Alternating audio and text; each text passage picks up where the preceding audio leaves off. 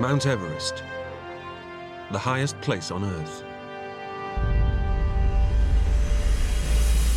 It's the holy grail for mountaineers and a lifelong obsession for Australian climber Lincoln Hall. My fascination with Everest began in the 1980s. I became so obsessed with climbing that I just kept going as far with it as I could. And that took me to Everest.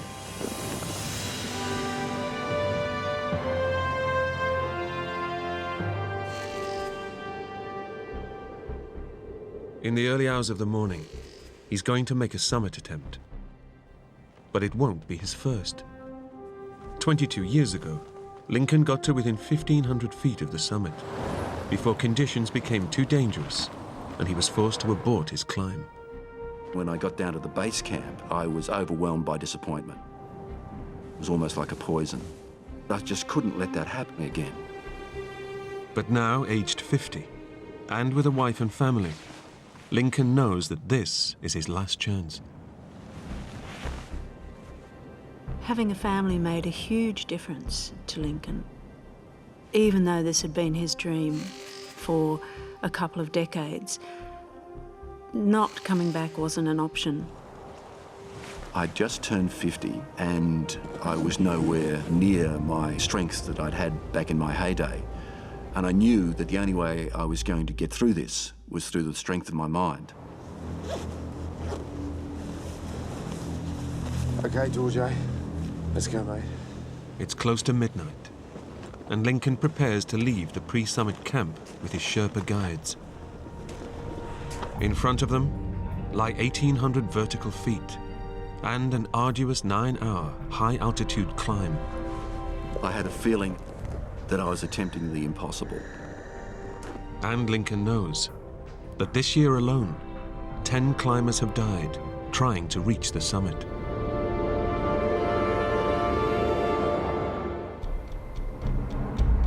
At a lower camp, Lincoln's close friend and expedition colleague, Mike Dillon, is monitoring his climb. Lincoln and I had been friends for many years. She was one of the best climbers in Australia and a great friend. Lincoln's left camp, Mike. Over. We were expecting to hear, hopefully, good news.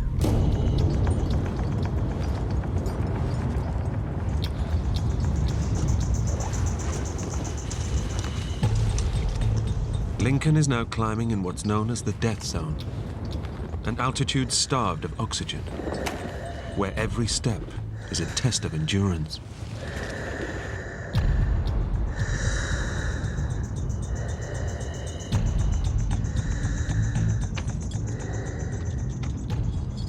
Then the ambition starts to come in and the excitement starts to come in and the energy comes in, because this was my big chance.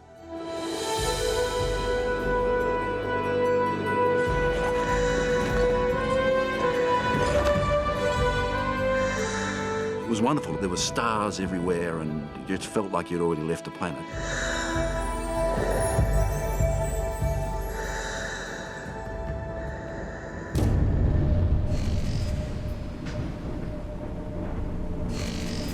As dawn breaks, he reaches what's known to climbers as the second step, the biggest obstacle between Lincoln and his dream. It was just all that joy of the technical part of climbing combined with the world's greatest mountain.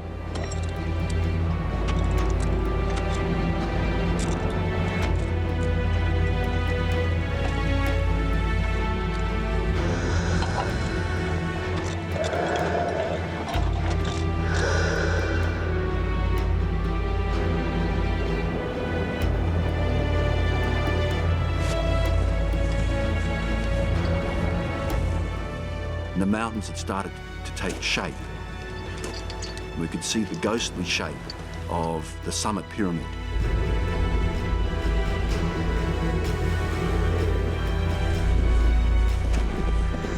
With the summit of Mount Everest within my grasp, the amount of effort I was going to have to put in didn't really matter, because I knew I did have that energy within me to get to the summit.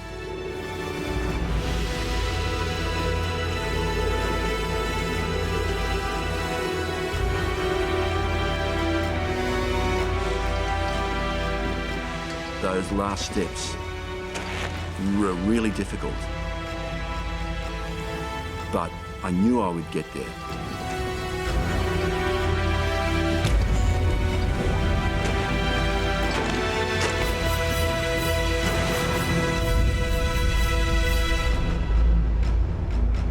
Lincoln has made it to the summit of Everest.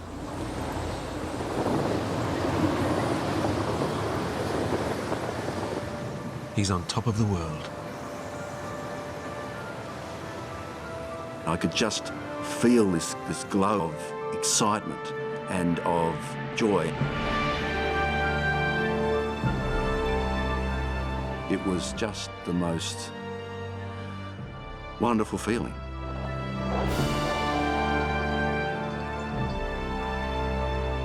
"25 years since I'd started thinking about Everest, and finally I was here. And just the immensity of the view, the distance that you could see, the curvature of the earth. It was just beautiful.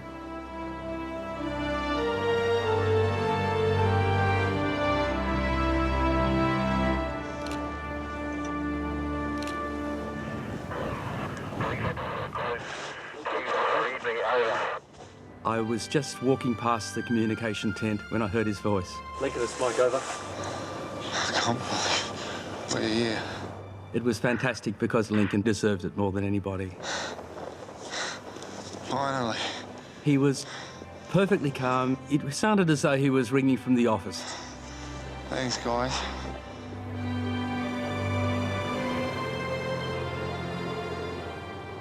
Just remember, though, you're only halfway there, okay? We'll celebrate when you get back, over.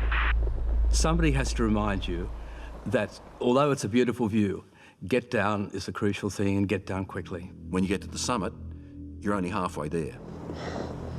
Reaching the summit isn't being a good mountaineer, it's coming back home every time. Lincoln knows they must descend immediately from the death zone, as no one can survive at this altitude for long. The death zone has earned its name because it's at a height where your body is literally dying. With the shortage of oxygen, it's very easy to let a little error slip past you, and that can lead to death. Lincoln and his guides now face a grueling 3-hour descent to get back to the pre-summit camp. That extra energy that you had from achieving your ambition, suddenly you don't have that ambition and you're just filled with tiredness.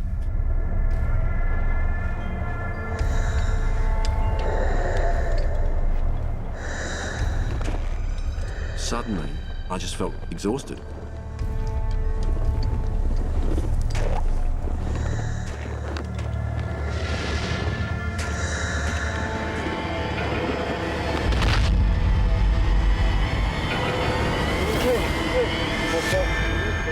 Then I became overwhelmed with lethargy.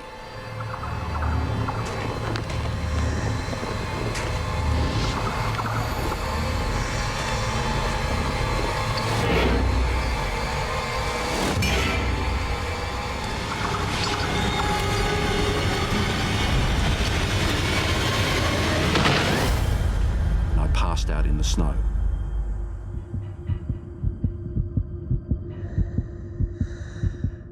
Suffering from a severe form of altitude sickness, oxygen starvation is causing blood vessels to leak fluid into Lincoln's brain. I couldn't live in this oxygen-starved environment for very long at all. If he doesn't get up and get down the mountain fast, he'll die.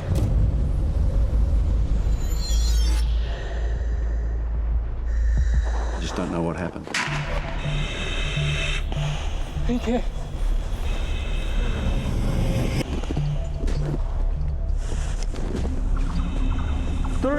To base camp. You read me. Dorsha, this is Mike from base camp, over. Lincoln is down. He's barely breathing.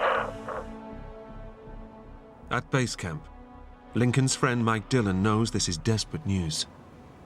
Lincoln is suffering from severe altitude sickness, or cerebral edema. We started to be very worried because when you get cerebral edema at that height, it's very unlikely that you'll live. Pressure is being put onto your brain. There's nowhere for that pressure to go, so it makes you go delirious and you die. Is he talking? Is he making any sense? Over. Negative. Cerebral edema can kill people instantly, but we knew that sometimes it can take a little while. Close to the summit of Mount Everest, it's impossible to bring Lincoln down. No one has the physical strength to carry anyone down from that height. Lincoln.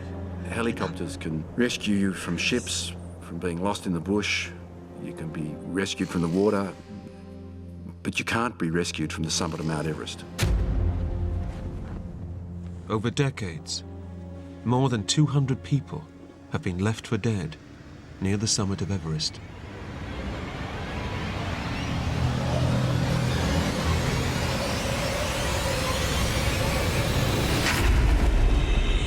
Suddenly, I was back Lincoln. Listen. in a sort of, I wouldn't say lucid state, Breathe. but I actually realised where I was. I was on Mount Everest.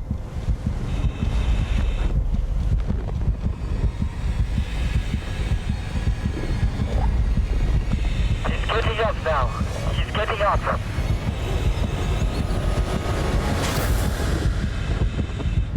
Good work, Dosha.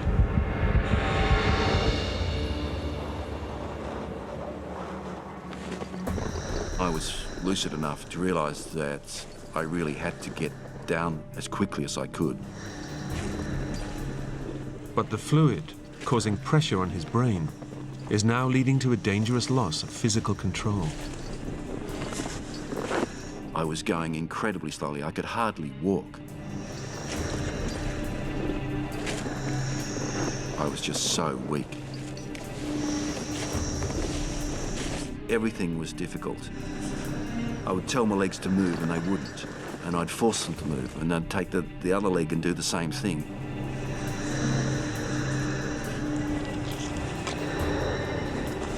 It was my mind that was driving me forward.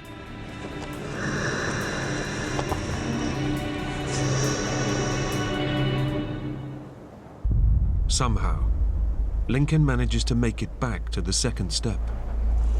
But this means rappelling down a sheer rock face at 28,000 feet above sea level. That's the dangerous place. It's a make or break it point, and often it's a place where people die. And Lincoln's mental state is getting worse. I was in a trance. I was just incredibly confused. Another Sherpa is at the second step. And I wondered what he was doing there. A climber that he was guiding to the summit has died just below them. Already confused, the news pushes Lincoln over the edge. It was such a shock that I fell to pieces.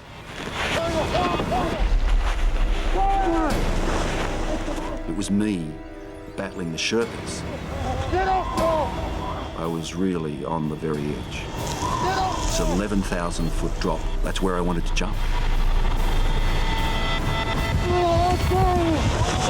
I was trying to jump off the face. I had gone delirious.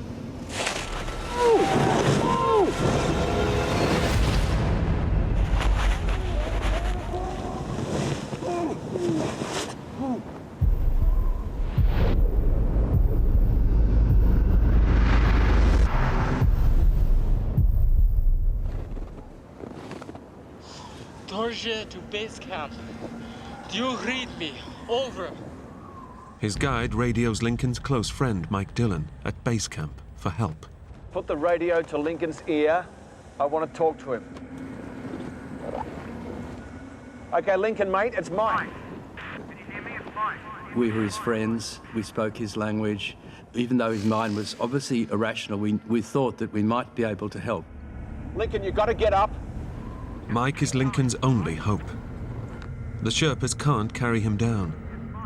But staying with Lincoln at this altitude could kill them too. If Lincoln doesn't get up, he'll be left to die. Lincoln, Mike, hear me? Get up. Come on, mate, get up. Suddenly I could hear an English voice, You have to keep going, all right? but it was Michael Dillon begging me to come down. Lincoln, listen. To me. Come on, Lincoln. Lincoln, you have to help the Sherpas. To help you. Get up, mate. Come on, get up. And that managed to get through to me, and suddenly We're coming down. I was back. He's getting up now. He's getting up.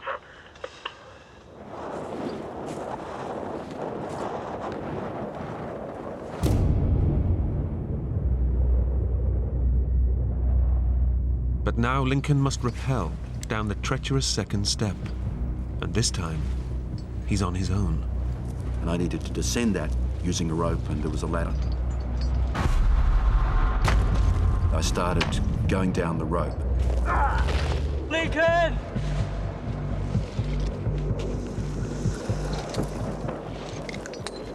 I managed to get halfway down. And then I started hearing voices. And suddenly, I became incredibly frightened.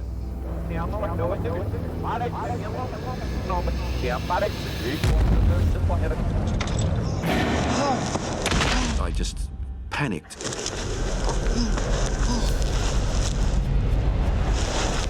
I was just incredibly scared. My immediate thought was that I'm going to die. Lincoln loses consciousness again, suspended at 28,000 feet. And then Lincoln, listen to me. Your mind is not Hey, Dylan. Happy birthday, mate. I was hallucinating. Change your way.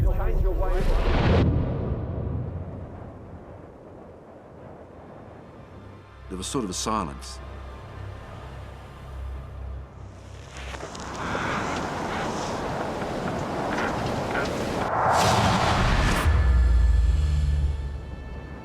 But suddenly, everything was wonderful.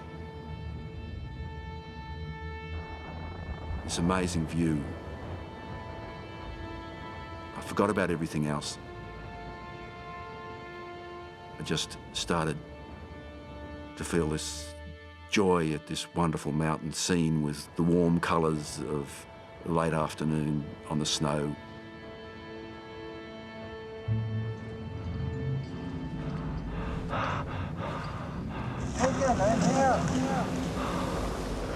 When I realised where I was, And here, we must go down.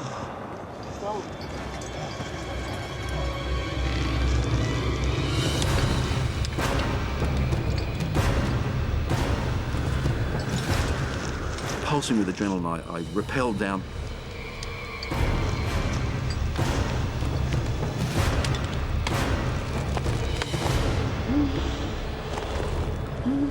Against the odds, Lincoln makes it down. And I just felt incredibly relieved.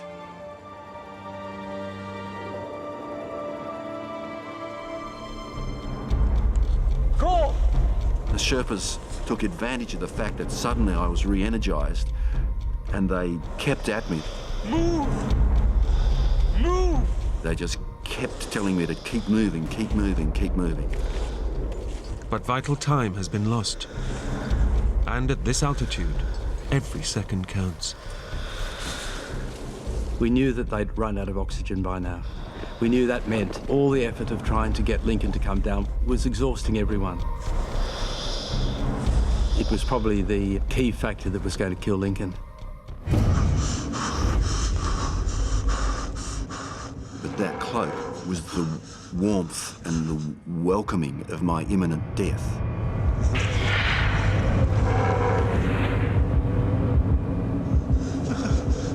And I thought, well, this is when I'm actually going to die.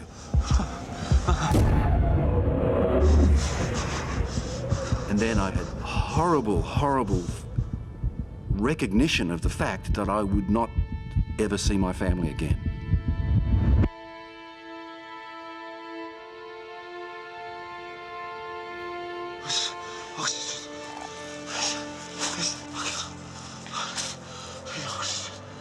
I could not accept that. Because if I died, my family would be destroyed. I love you, Barbara. You know that. Love was the overriding emotion. You're having a great birthday, mate. I couldn't wear the cloak of death. I had to find a way out. I had to come back to my family.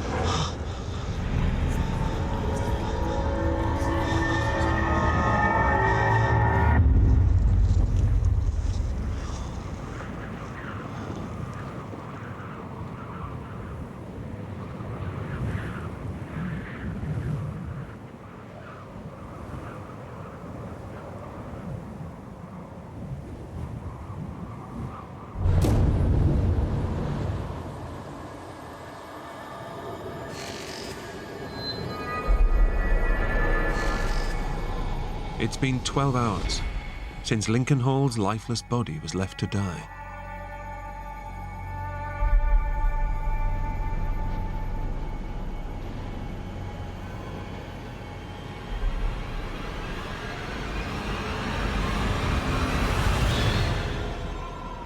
Incredibly, he's still alive. But alone, near the summit of Mount Everest, he's barely clinging on to life.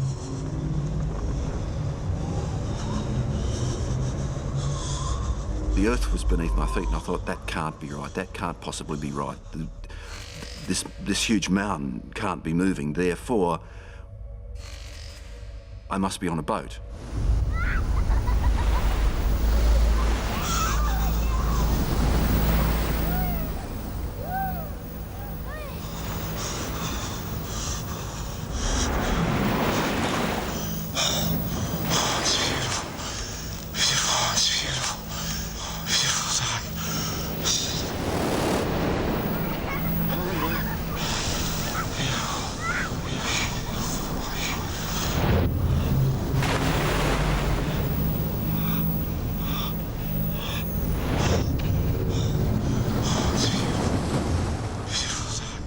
I was so contained in that bizarre world of hallucinations and loneliness and cold and death.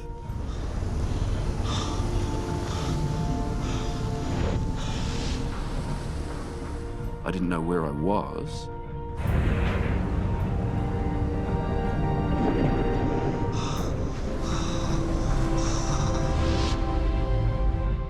I knew someone was there.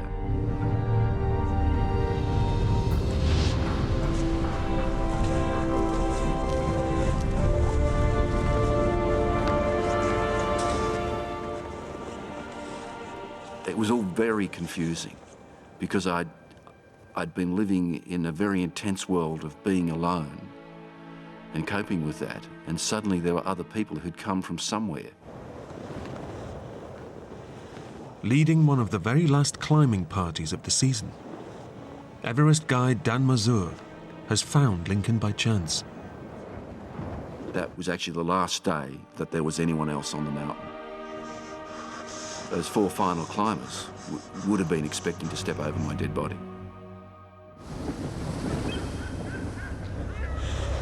You tell me, man. He had this really kind of wide-eyed, very gaunt look in his face. He was not in good shape, you know, and 28,000 feet, you know, the human body is very fragile. Severely hypothermic and delirious from the swelling in his brain. It may already be too late to save Lincoln. He kept looking at us and saying, "Oh, this is a brilliant boat ride we're on. What a brilliant weather for a cruise." Just lie down. Lie down. Dan recognizes the deadly symptoms of cerebral edema. He gives Lincoln oxygen to help alleviate the pressure from his brain, and chocolate to raise his blood sugar levels.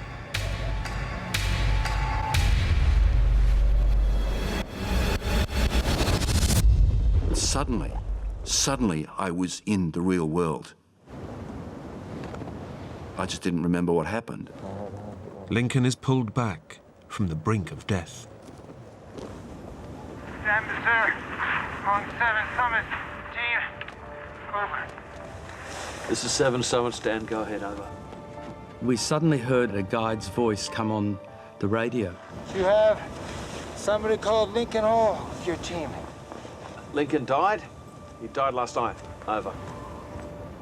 He's alive. You're kidding me. It was pretty amazing. We were still in a state of shock. We hadn't really taken in Lincoln's death, really, to be honest. And now we had this extra news to take in that Lincoln wasn't dead.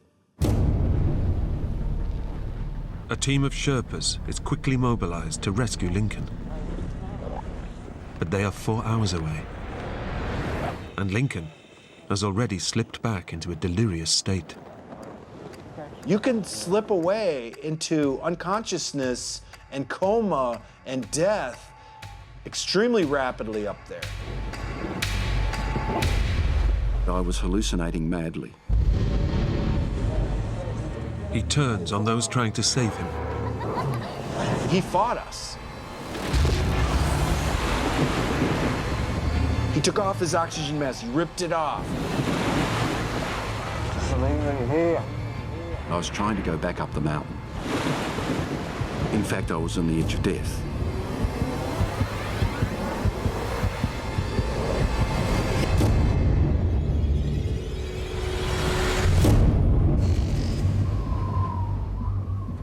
Finally, 2 Sherpas arrive from camp to try and bring him down. Already exhausted from a 4-hour ascent, Lincoln's life is now in their hands. The Sherpas had no idea of how fragile I was.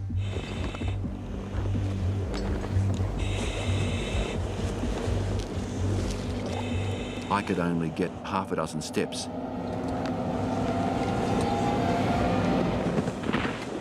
Before I had to collapse in the snow.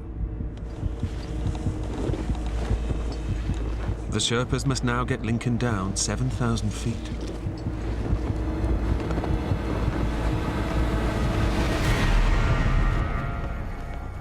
Three hours since the Sherpas reached Lincoln, and Mike Dillon is getting anxious. Lincoln was, in a bad way, he was alive, but we didn't quite know whether he was going to ultimately survive. We thought he had a 50% chance of making it.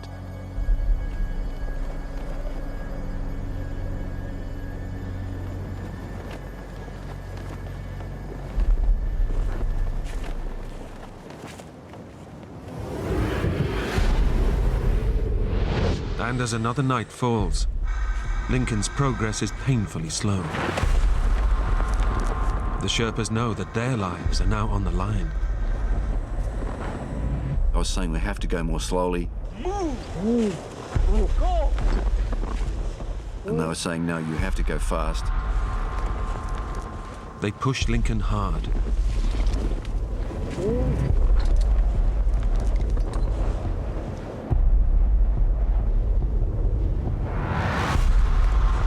Keep going! They were prepared to do anything to get me off the mountain. I said go! I could tell from the tone of their voices that they were tired and exhausted and they didn't want to be there. Move!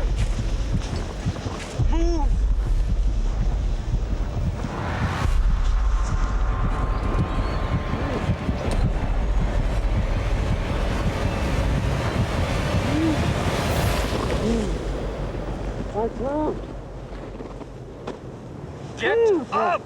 One of them went to hit me with his ice axe.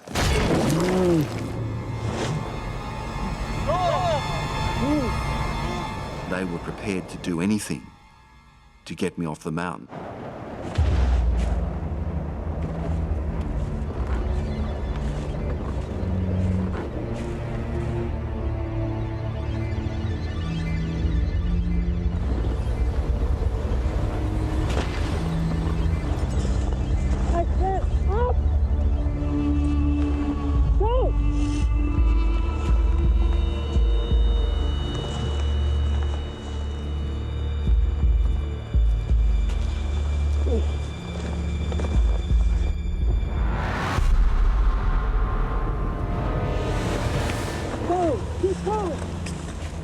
10 hours since the start of the rescue, Lincoln is losing his battle with hypothermia and cerebral edema.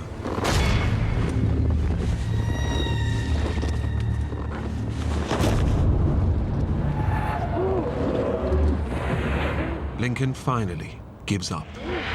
I was able to go no further.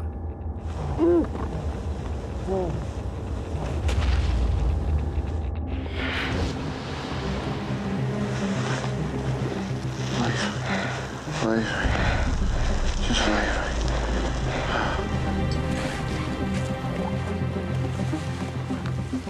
Barely conscious, the Sherpas push Lincoln on.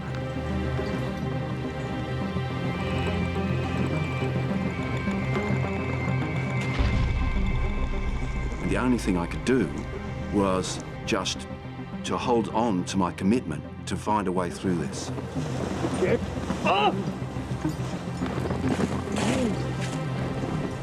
I just had to be able to keep walking, to stay alive.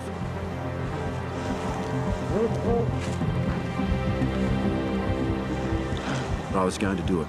I was going to get back so I could get home. We're close, Lincoln. We're close.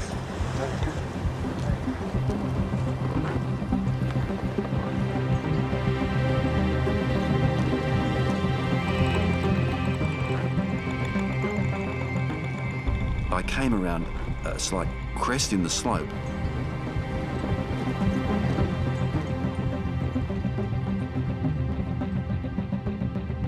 And I thought, this is it.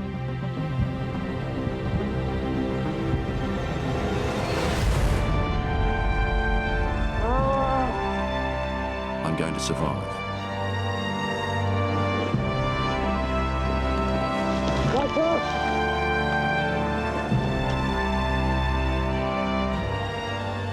It was just a flood of relief.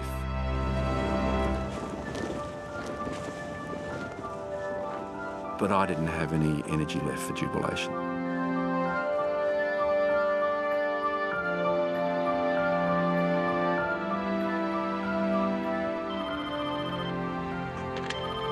Hello? Hi. Lincoln?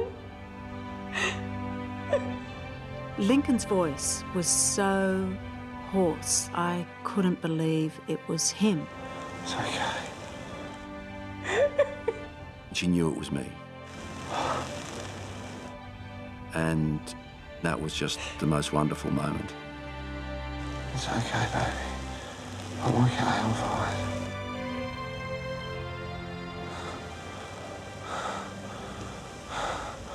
I love you too. I came so close to destroying the family that I loved so much that I vowed that I would never let anything like this ever happen again. At great personal risk, the Sherpas saved Lincoln's life. I really wanted them to know that they'd saved my life and that I would be forever grateful.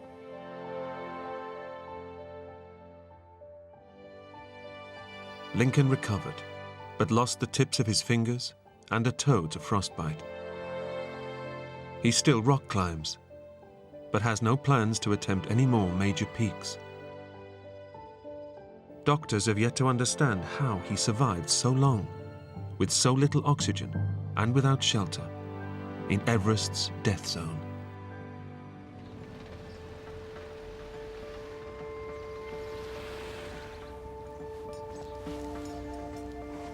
It's a clear spring morning, and David Hunt is preparing for his annual cross-country snowmobile trip with his 11-year-old daughter, Leia. Cool, eh? It was just something that we promised that we would do every year, something together. Well, you look at that. We always had fun together, you know, no matter what, there was never a dull moment. Mum Barbara and little brother William will be staying at home. This trip is for fathers and daughters only. Leia and her father had a special bond, I think from the moment she was born. They spent a lot of time together when Leia was younger, whether it was cycling, skidooing, all kinds of things. Her brother, I think, was very jealous about the fact that he wasn't going to go. But I think that Leia really needed to have that one-on-one time with her father. Nice and warm. I love my daughter. She just had an interest to being around her dad, and she'd always want to come and hug me, and Daddy was like everything. Bye now. With David working hard through the year, Leia knows it's her one chance to get Dad all to herself. My father is a workaholic, so when we went on these trips, I knew for sure all his attention would be directed to me, so I was very excited for those trips together. It's Leia's big day. But with the temperature plunging to minus 22 degrees, David is wondering whether to postpone the trip. That morning, I was a little concerned for the weather because it was very cold outside. It was one of those mornings where you can like barely stand being outside for 1 second, let alone going on a trip. So I told Leia, what do you want to do? I was just so excited to go that I decided to go anyway. Okay.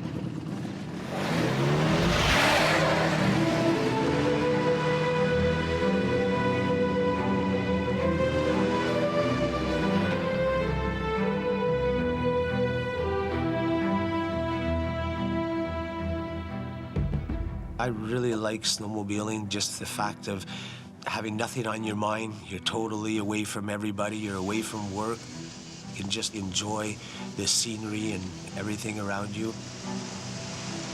It's so cold outside, but yet you don't feel cold at all because you're having such a blast.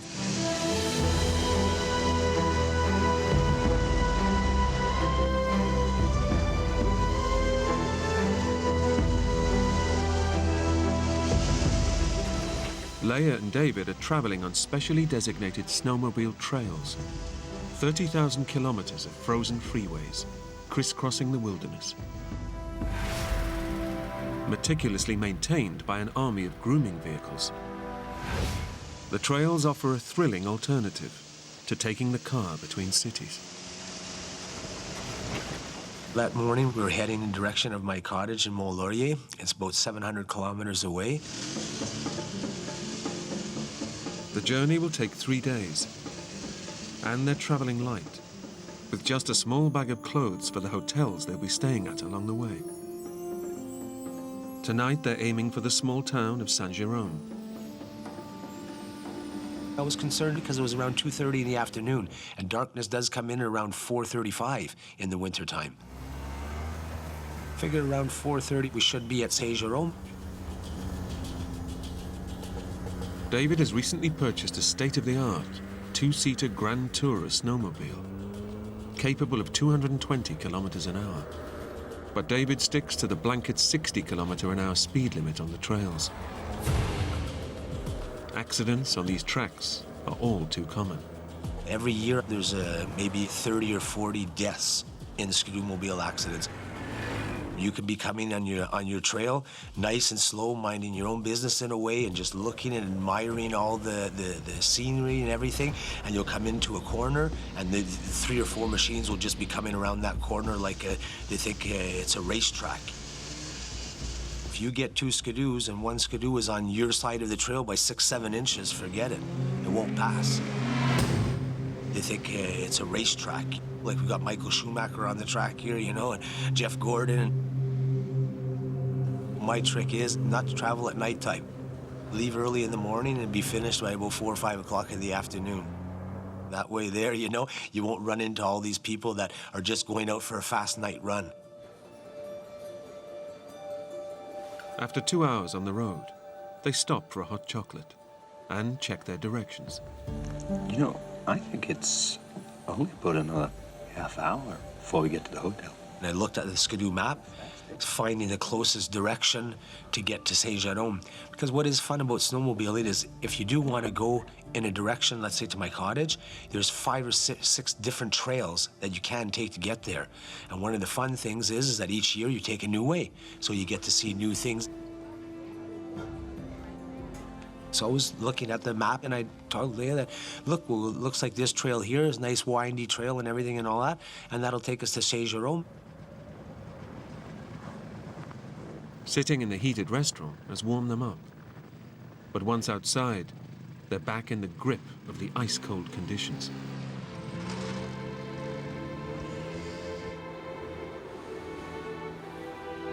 The temperature, which hasn't crept above -20 Celsius all day, is now beginning to fall. It was very, very icy and very, very cold.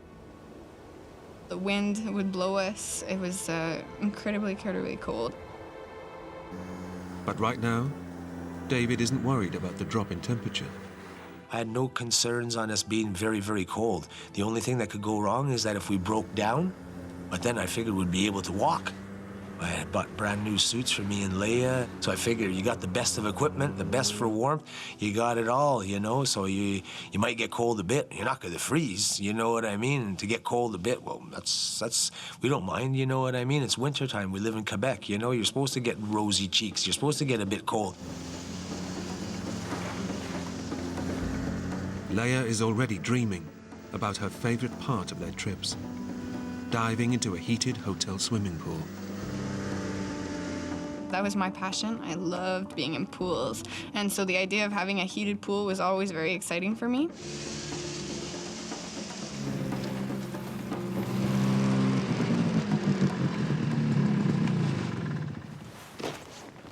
Leia and David arrive at Saint-Jérôme before nightfall.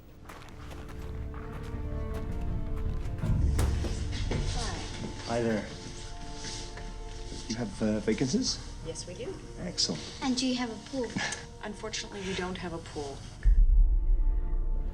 When we entered the hotel, we noticed that they didn't have a pool. And I looked forward to going into their heated pool so much that I convinced my father to go on for another hour until we reached the next hotel where they had a pool.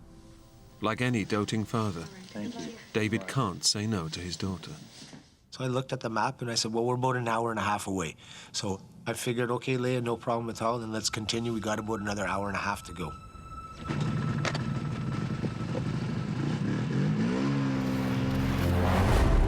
David knows that snowmobiling at night brings a new set of dangers.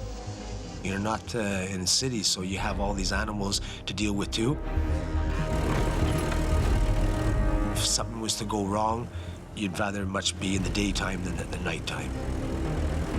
In spite of the dangers, David and Leia make good progress.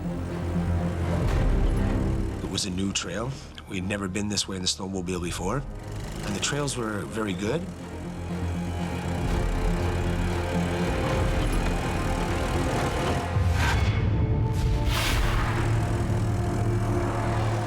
But 30 minutes later, the trail Leia and David are on starts to change.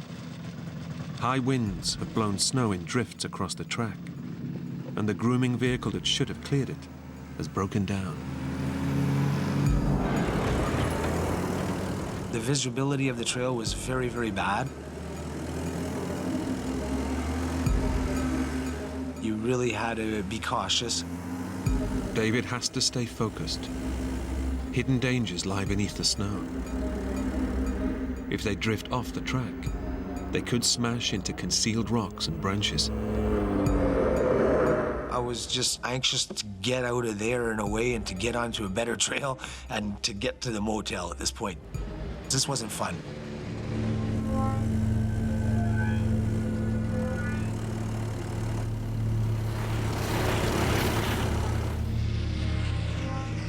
With the light fading and the trail fast vanishing, David considers his options. I looked at the map.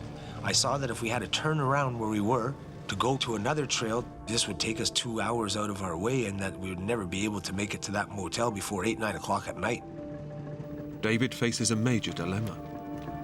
Lose time turning back for better trails, or carry on through heavy, ungroomed snow. So I figured, well, if the trail's no good, we'll just go slow. At least it's going to save us time.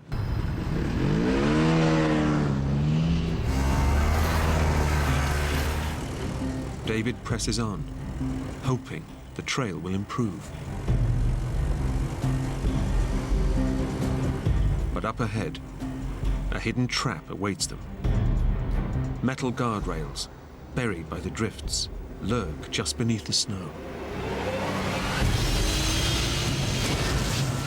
All of a sudden, my ski was stuck. The metal skis are caught on the rails. I was just trying to turn the skidoo, and it wouldn't turn. It's steering them towards the edge of a ravine. My first reaction was to turn around and take Leia and throw her off. And then I realized...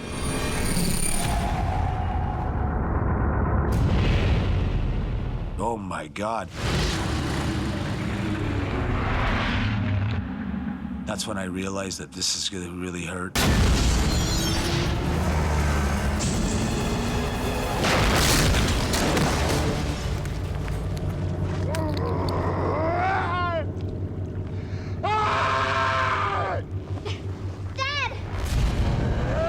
When I looked down at him and I saw him in the bottom of the ravine, I guess in that moment I just kind of froze over.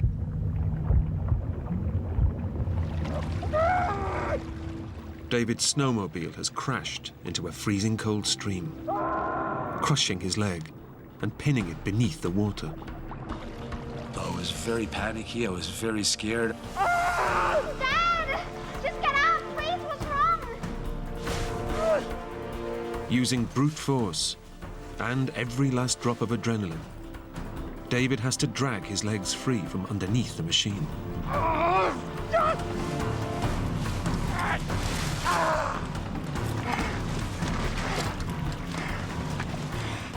But when he tries to stand, When he got up, I figured everything was fine, like we were going to walk out of it, until he fell. I realized that there was something very severely wrong with my knee.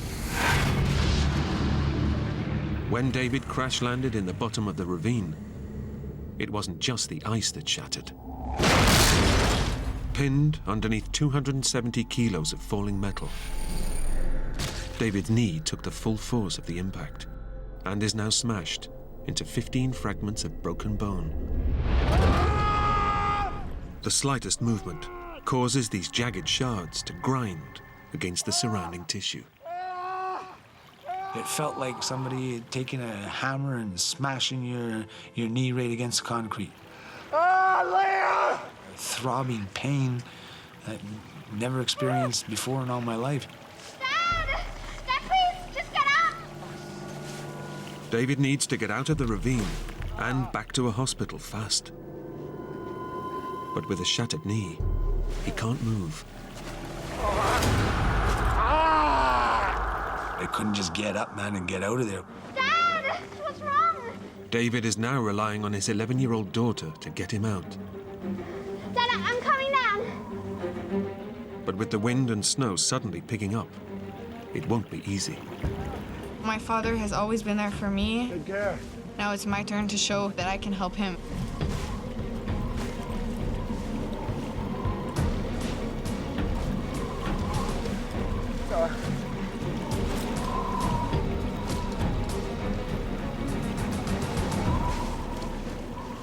Leia's made it, but there's no time to rest. Their best chance of rescue is being spotted by another snowmobile. Unless they can get back up to the trail, nobody will see them. We were so far down that if a snowmobile drove by, they wouldn't see us, so we had to get up there. Okay, slow. No, slow. I tried to pull him, but he's a man. I'm an 11-year-old child, so it was kind of impossible to do. Okay, again, one more time. I'm like paralyzed now in a way, you know what I mean? The minute you make any movement, it's a throbbing pain. Realizing her arms aren't strong enough to pull her father up, Leia braces her body and uses her legs instead. So I'd grab her leg and I would pull myself up about a foot at a time. Then Leia would back up, brace her hands very well in the snow on each side again, and I'd grab onto that leg that she would put down, and I would pull myself up another foot.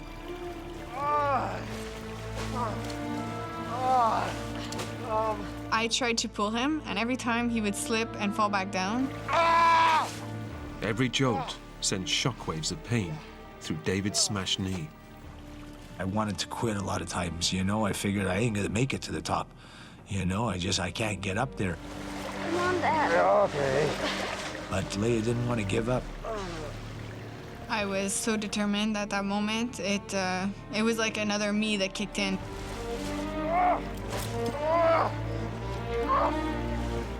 Girl, come on. You're great, Leia. Oh. Leia, all 45 kilos of her, manages to help pull her badly wounded father back up to the top of the trail. Getting out of the ravines was one of the hardest things that I ever had to do. It was with the determination of Leia and the will of Leia that I got out of there. Oh, good girl. Good girl. Crucially, Leia's now given them a chance of being spotted by other snowmobilers. But it better happen fast, because with a severely injured leg, soaked to the skin, and beginning to freeze on one of the coldest days of the Canadian winter, David is unlikely to survive a night in the open. Exhausted after his climb, David checks out his shattered knee. Crushed by the impact of the crash, the pain is excruciating.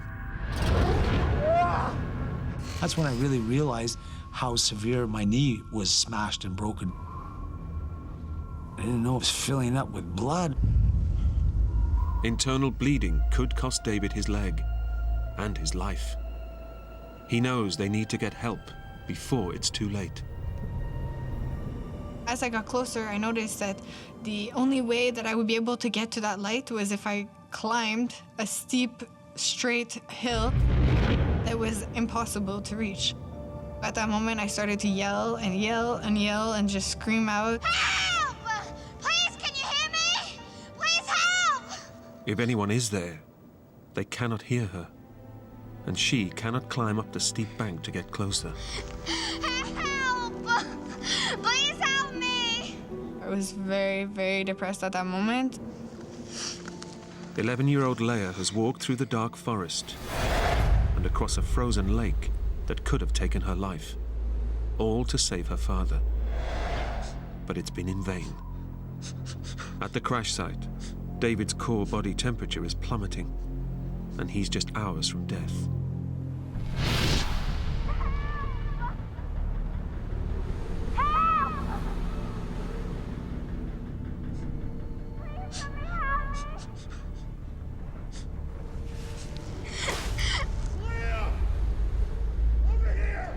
Finally, I heard a voice, so I started to yell back.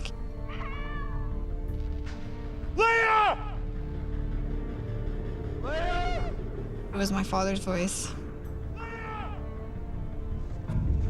Leia heads in the direction his shouts are coming from. Daddy! It's been 3 hours since David last saw his daughter, and hearing her voice breathes new life into him. When I heard Leia calling out my name, it was like a sigh of relief that I knew that she was still alive. Daddy! I'm here!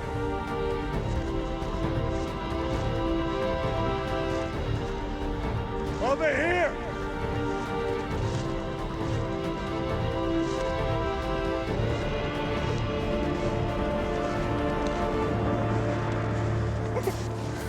It's okay. It's okay. Despite all her efforts, Leia and David are back to square one. I was happy to hear her, and I was happy to see her again.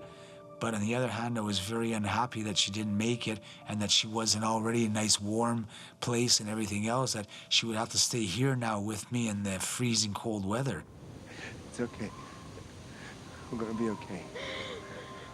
Leia can see that her father's condition has worsened. He didn't look well, he really didn't. He was trying to hide it. It was very much worrying me a lot. Body sweat, caused by the pain of his knee injury, is freezing against David's skin. And with the wind chill dropping the temperature to minus 27 Celsius, his heart rate is slowly falling. Back at home, David's wife Barbara is worried. She's been expecting a call from them since lunchtime. Come 9 o'clock that night and they still hadn't called, I had this really bad feeling in my stomach that something was not right. So I telephoned the police, and the police said there wasn't anything they could do until they'd been missing for 24 hours. Okay, thank you. I was just totally devastated. At the crash site, David has given up any hope of rescue. I didn't think there was another skidoo coming. But it was too cold of a night, for one. Very, very blowy. The trails were so bad. Who's going to want to go out in that? We wanted that wind to stop. It was just getting worse and worse. Darker and darker. Colder and colder. And I could see up in the trees, and it was blowing all the snow off of the trees and blowing it all onto us and blowing it everywhere. And it was just the noise. It was a noise that I wanted to stop.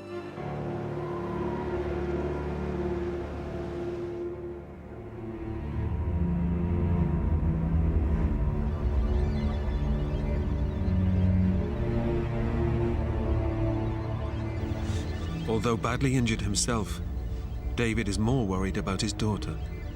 She was cold, and I was cuddling her up. She was shivering and shivering and wouldn't stop. I was trying to get her as warm as I could. But one part of Leia's body, which was freezing cold, is now beginning to feel warm.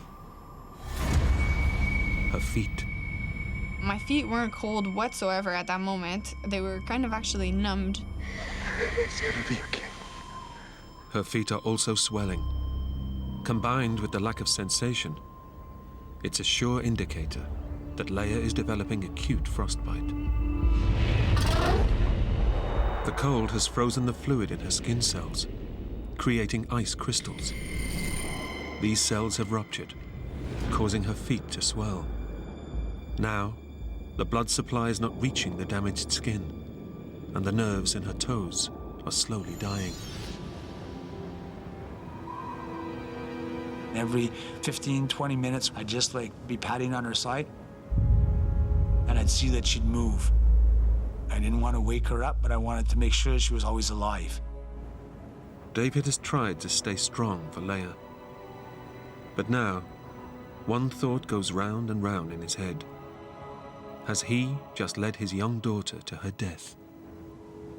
I felt guilty because I brought her there. It was a living nightmare for her. There's no way that Leia deserved this. So if there was anything that I could do for this to turn around and be different, I would do that in a flash. But I can't.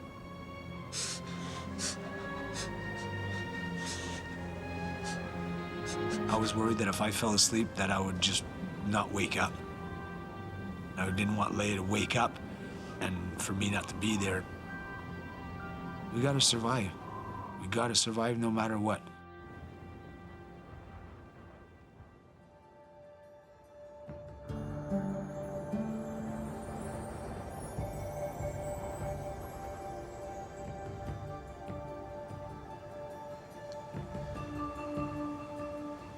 I was very, very relieved that the sun was coming up.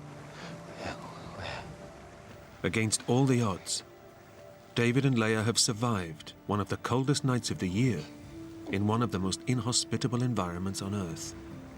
We did it and we survived, and I just thank God for watching over us, you know. But when Leia goes to get up, there's a shock for both of them. My feet. Holy jeez. She had ice all around her boots. Can you feel your feet? No. Balls of ice have formed around her feet, which now prevent her going anywhere. Move your feet. You can't feel them? No. Okay. David grabs a metal signpost out of the snow to chop away the ice. I was holding the wood part of it, and I was chopping with the aluminum part of the sign. As David breaks up the ice, curiously, Leia feels nothing. My feet were so numb, I didn't feel anything whatsoever. All I could feel was him hacking at it. The fact that Leia cannot feel her feet is a very bad sign. The nerve endings in her toes have died. She doesn't know it, but she's in the advanced stages of frostbite. Despite the damage, she can stand. Now David wants her to leave him and save herself before they freeze to death. Gotta go back to the trail from last night, okay? It's the only way. It's gonna be okay. Either she leaves now on foot to go to get help, or we die here. I love you, Daddy. I said to Leia, when you're walking, just believe in your heart, Dad is with you. So you walk and you leave and you get to the town, I'll be good.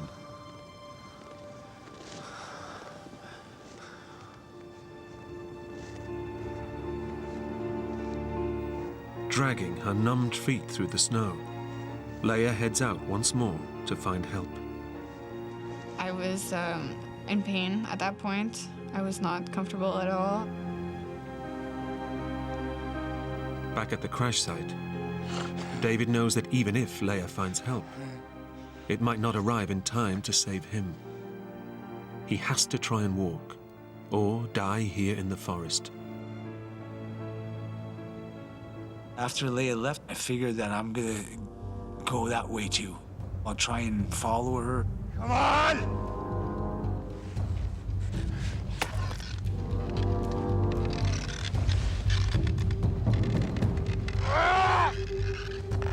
Although his knee is shattered, David summons the courage to stand up. I grabbed that post and I made it up.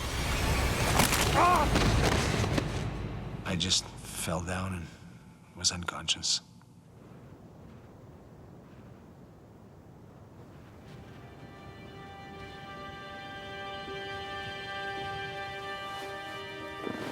An hour into her walk, Leia spots a derelict building in the snow up ahead. As I went up the hill, I noticed a little lodge. So I walked up to it and I noticed that it was a little cabin or something, maybe for fishing or hunting. I was so disappointed because I wish I would have seen it the night before and I would have been able to drag my father towards it or something so that we could have gone in it, you know? So I was very disappointed at that moment. As Leia pushes on, she starts to worry that she'll never find help. I felt like I was not getting anywhere. When you're in the woods like that, often it all looks a bit the same. Leia doesn't know it, but now every second counts in the race to find help.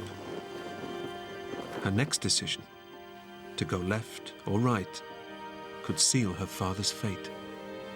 As I was walking, I reached the point where I had turned off the night before to go into the lake. I remember my father told me it's very important to always stick to your right, he told me.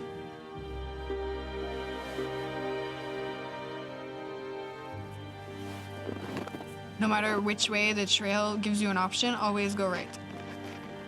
Leia goes right, hoping that the path will take her towards the town and the chance to save her father.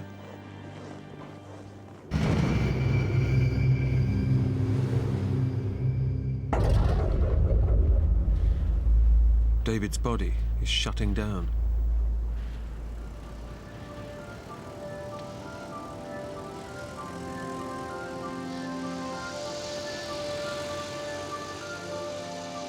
Hours later, a family on a snowmobile trip spot David's body in the snow.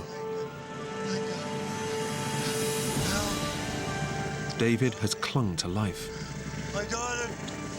Now his only thoughts are for Leia. He said that Leia had been found and that she was going to be taken to Saint Jerome Hospital. It was a sigh of relief that we succeeded. We made it. You know, we're not going to die here. It's not our time. Honey. Incredibly, Leia and David are rescued just a few hours apart. Leia walking into a nearby town on her badly damaged feet. I was so happy. I was crying. I was so happy. It was like I started breathing again.